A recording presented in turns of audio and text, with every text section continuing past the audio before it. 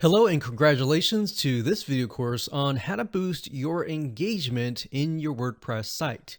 This is video number 1, the introduction. So once you have gotten people to your website, then you need to keep them there. So if you think about it, you work really hard to do traffic generation, social media, search engine ranking. You get them to your website and they leave and you don't know why.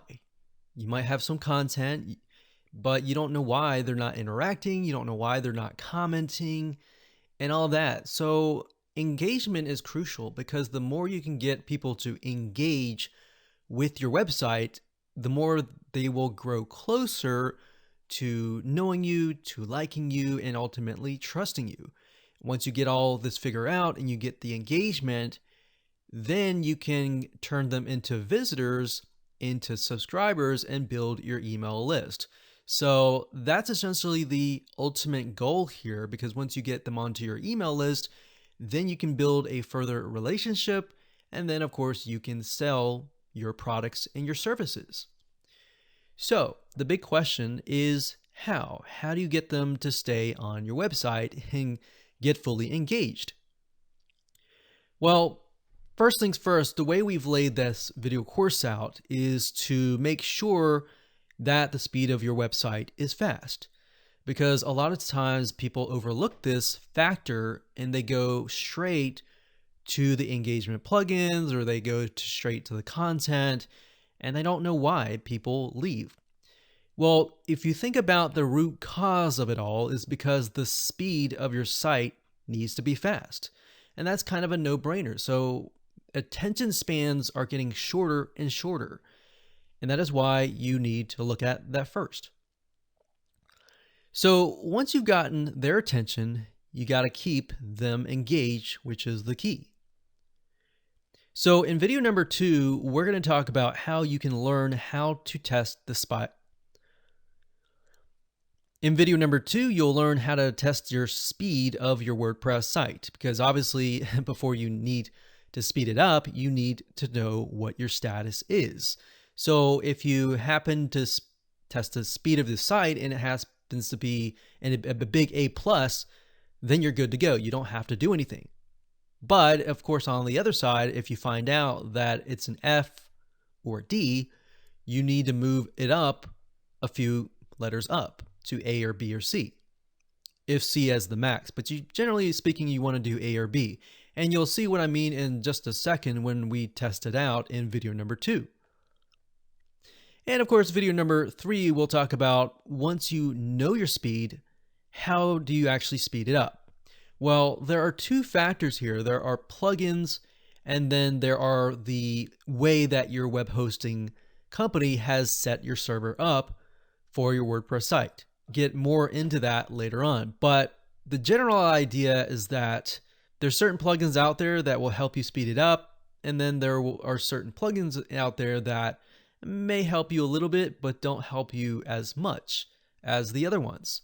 So this is based on our tests, so that way you don't have to reinvent the wheel. Video number 4, we'll talk about how you can speed it up by analyzing your web hosting setup. So like I said, some web hosting companies have set up the servers to handle regular sites that are not WordPress. And then some are WordPress only. And we'll talk more about that in just a second. Video number 5 is when we start to talk about the hacks. So video 5, 6, and 7 will be hack 1, 2, and 3. So hack number 1 is all about this. So if you think about when somebody comes to your website after they look at the speed and everything is fast loading on all that, they think about, okay, I'm searching for something specific. They might find it, but then they're going to look more for that. So in other words, they search for XYZ, they want more of XYZ, right? So how can you make it so that it's going to be easier for them to find that information, such as related posts? What kind of plugins can you use to help you with that? So because we've tested things out over the years, we figured out which plugins work well the best in these cases. And of course, when we move on to video number 6, which is hack number 2, we'll talk about getting more people engaged in the comments area. So after they like your content, then the next step after that is they're going to want to comment and engage with you.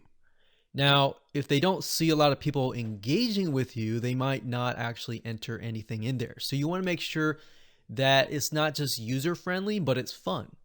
So we'll show you plugins that you can use for that as well. And of course, video number 7, we'll talk about the last hack, which is hack number 3, and that is getting people to interact with your website. Now, although we're talking about interaction as a whole, this covers mainly getting pieces of areas of your website, such as polls, such as maybe ads, such as forums, such as little areas of your website that you can still get them to interact. You can actually think of these as mini transactions to get them closer to liking and knowing and trusting you. All right. So that would be the next step after the comments. So these 3 areas are actually very often overlooked, but they're very, very important to getting people closer to wanting to subscribe onto your email list. So after this, of course, we move on to video number 8. And by this point in time of the sequence and of the phase, people are now aware of you. They are aware of what you have to offer, and they want to know more. Maybe they want to buy from you, or they just want to take that relationship further.